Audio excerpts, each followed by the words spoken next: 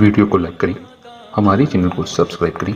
पास वाले bell icon को दबा दें ताकि हमारी आने वाली हर न्यू वीडियो की नोटिफिकेशन आपको मिलती रहे।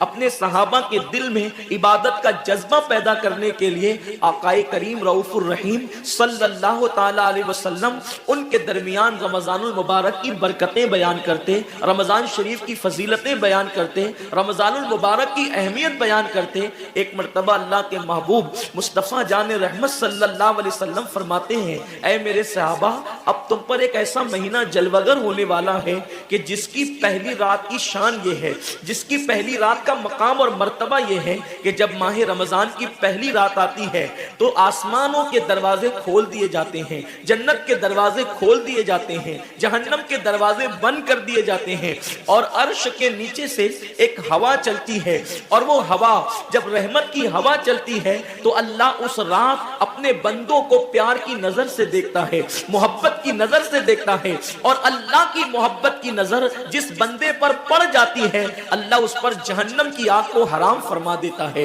मेरे आका सल्लल्लाहु अलैहि वसल्लम के दीवानों, वो महीना आने वाला है, वो रात आने वाली है, वो शब आने वाली है जिस रात अल्लाह अपने बंदों को मोहब्बत की नजर से देखेगा, प्यार की नजर से देखेगा, उल्फत की नजर से देखेगा। मेरे प्यारे आका सल्लल्लाहु अलैहि वसल्लम के प्यारे दीवानों, आप अंदाजा करें कितना वो मुकद्दस बंदा है, वो बंदा मुकद्दर का सिकंदर है जिसके वजूद पर मेरे अल्लाह की निगाह रहमत पड़ जाए, मेरे करीम की निगाह रहमत पड़ जाए। हम किस किस की निगाह के तालिब होते हैं, हम किस किस की तवज्जो के तालिब होते हैं। हम सोचते हैं कि पीर साहब की निगाह पड़ जाएगी तो मेरा बेड़ा पार हो जाएगा। यकीनन पीर साहब की नजर बड़ी कीमती है, दीवान शाह बाबा की नजर पड़ जाएगी तो मेरी तकदीर बदल जाएगी। यकीनन अल्लाह का वली बड़ी शान वाला है, गौस पाक की नजर पड़ जाएगी तो मेरा बेड़ा पार हो जाएगा। अंदाजा तो करें जिस पर अल्लाह की निगाह रहमत पड़ जाए और वो रमजान शरीफ की पहली रात में होता है कि अल्लाह अपने बंदों को प्यार की नजर से देखता है,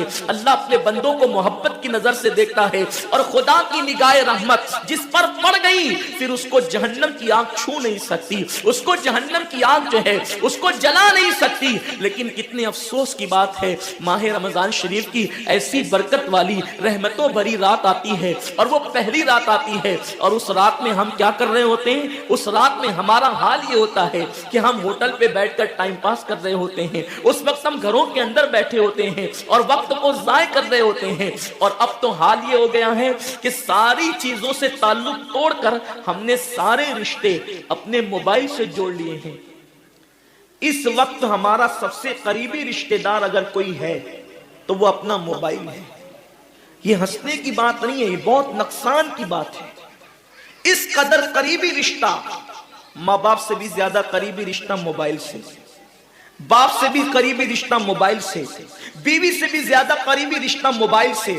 आप कहेंगे इतना करीबी रिश्ते की आप बात करते हैं। हम कहते हैं जो जितना करीबी रिश्तेदार होता है उस पर तवज्जो उतनी ज्यादा होती है, उससे प्यार उतना ज्यादा होता है, उसकी तरफ तवज्जो उतनी ज्यादा होती है, उससे लगन उतना ज्यादा होता है। हमारी आंख अभी बिस्तर पर खुली नहीं होती और हम सीधा हाथ उठा करके आंखें, आधी आंखें बंद होती है और आधी आंखें खुली होती है और हम पहले अपने मोबाइल की तरफ हाथ बढ़ाते हैं। किसी का मैसेज तो नहीं आया। मेरे प्यारे आका सल्लल्लाहु अलैहि वसल्लम के प्यारे दीवानों, अम्मी के पास बैठे हैं फिर भी मोबाइल, बीवी के पास बैठे हैं फिर भी मोबाइल, वालिद के पास बैठे हैं फिर भी मोबाइल। हद तो ये है कि मस्जिदों के अंदर बैठे हैं फिर भी मोबाइल। यकीनन अगर काम के मैसेजेस हो और अगर काम और जरूरी चीज हो, टाइम देखना हो तो आप यकीनन मोबाइल को हाथ में लें। मोबाइल कोई बुरी चीज नहीं है, लेकिन इंसान कितना डूब गया, इबादत का सारा वक्त इंसान अपने मोबाइल पर जाय करता है। वक्त की किल्लत, इंसान बार बार शिकायत करता है, वक्त की किल्लत दामन है, टाइम मेरे पास नहीं है, वक्त मेरे पास नहीं है, मैं बहुत मसरूफ हो गया हूं, मैं बहुत बिजी हो गया हूं। लेकिन उसको देखो कि रात के 2-2, 3-3 बजे तक के ऑनलाइन रहता है बिला जरूरत। जरूरत है तो कोई बात नहीं, बिला जरूरत। मेरे आका सल्लल्लाहु अलैहि वसल्लम के दीवानों, मौत की तलवार हमारे सरों पे लटक रही है और हमें जल्द से जल्द मौत की तैयारी करना है। सूफिया फरमाते हैं जैसे सूरज गुरूब होने वाला होता है तो किसान नजर सूरज पर रखता है और जल्दी جلدی کام نپٹانے کی کوشش کرتا ہے، اس کو یاد ہے یہ بات، اس کے ذہن میں ہے یہ بات کہ آج کا سورج غروب ہونے سے پہلے پہلے میں نے اپنے کام کو مکمل کر دینا ہے، تاکہ کل کا سورج طلوع ہونے کے بعد میں نے پھر بیج بو کر کے آگے کا کام کرنا ہے۔ میرے آقا صلی اللہ علیہ وسلم کے دیوانوں، وہ کسان اگر یہ سورج غروب ہوتے ہوتے مر گیا تو کل اس کا کام کوئی اور کر جائے گا، اس کا بیٹا بیج بوئے گا، اس کی بہو بیج بوئے گی، اس کی بیوی بیج بوئے گی، اس کے رشتہ دار بیج بوئیں گے۔ لیکن یاد رکھنا، اگر دنیا کے اندر ہماری زندگی کا سورج غروب ہو گیا تو پھر نیکیوں کا بیج ہماری جگہ کوئی نہیں بو سکتا۔ اللہ رب العزت نے کبھی ماہ رمضان کی شکل میں، کبھی شب برات کی شکل میں، کبھی شب قدر کی شکل میں، کبھی اللہ اکبر ماہ شعبان کی شکل میں، کبھی لیلۃ البرات کی شکل میں، کبھی شب معراج کی شکل میں، کبھی لیلۃ الجمعہ کی شکل میں یہ حسین قیمتی لمحات ہمیں اس لیے عطا فرمائے ہیں کہ میرے بندے اگر تو گناہوں کے اندر ڈوب گیا ہے، یہ مخصوص راتیں تجھے دے رہا ہوں، مخصوص دن تجھے دے رہا ہوں، ان راتوں میں میری عبادت کر لے، ان دنوں میں میری عبادت کر کے مجھے راضی کر لے تاکہ میں تیری مغفرت کر دوں۔ اور پھر رمضان شریف کی تو بات ہی جدا ہے۔ ماہ رمضان تمام مہینوں کا سردار ہے۔ میرے آقا مصطفیٰ کریم رؤوف الرحیم صلی اللہ علیہ وسلم فرماتے ہیں ماہ رمضان کو سارے مہینوں پر ایسی فضیلت ہے جیسے مجھ محمد کو تمام مخلوق پر فضیلت حاصل ہے۔ میرے آقا فرماتے ہیں ماہ رمضان شریف میں اگر تم ایک نیکی کرتے ہو تو اللہ تمہیں 70 کا ثواب عطا کرتا ہے، اور تمہارا خلوص بڑھ جاتا ہے تو اللہ تمہیں ایک نیکی کا 1000 عطا کرتا ہے، اخلاص اور بڑھتا ہے تو اللہ ایک نیکی پر تمہیں بے حساب ثواب عطا کرتا ہے، اس کا کوئی حساب ہی نہیں ہوتا۔ آقا کریم رؤوف الرحیم صلی اللہ علیہ وسلم فرماتے ہیں یہ ماہ رمضان کیا ہے؟ اللہ کے محبوب مصطفیٰ کریم صلی اللہ علیہ وسلم ماہ رمضان شریف کے روزوں کی اہمیت بیان کرتے ہوئے فرماتے ہیں کہ ماہ رمضان شریف کا ایک روزہ اگر کوئی چھوڑ دے اور پھر ساری زندگی اس کے بدلے میں روزہ رکھے تو ساری زندگی کے روزے اس ایک ماہ رمضان کے روزے کے برابر نہیں ہو سکتے۔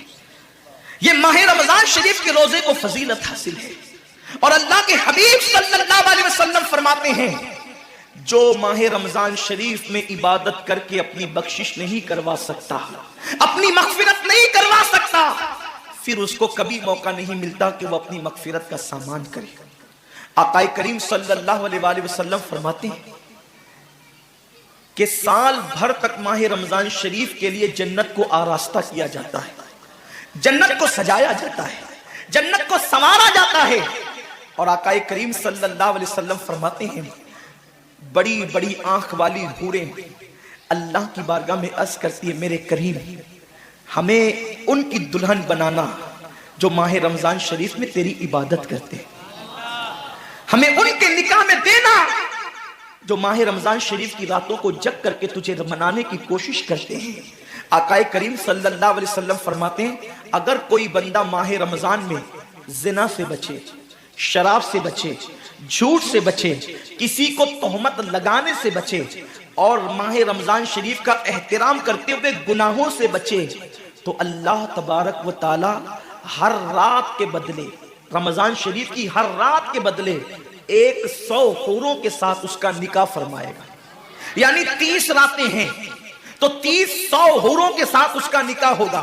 اور آقا کریم صلی اللہ علیہ وسلم فرماتے ہیں ماہ رمضان شریف کا احترام جو کرے اور احترام ماہ رمضان میں جو لغویات اور خرافات کو ترک کر دے، جو گناہوں کو چھوڑ دے، زنا کو، شراب کو، جھوٹ کو، بہتان تراشی کو چھوڑ دے، آقا فرماتے ہیں اس رمضان شریف کا احترام کرنے والے کے لیے اللہ نے جنت میں ایک ایسا محل بنایا ہے، اس محل کا حال یہ ہے کہ دنیا کے سارے اولین اور آخرین یعنی آدم سے لے کر آخری آنے والے تک، انسان تک، اگر سارے اس محل کے اندر داخل ہو جائے تو بھی اس محل کی اتنی ہی جگہ وہ لیں گے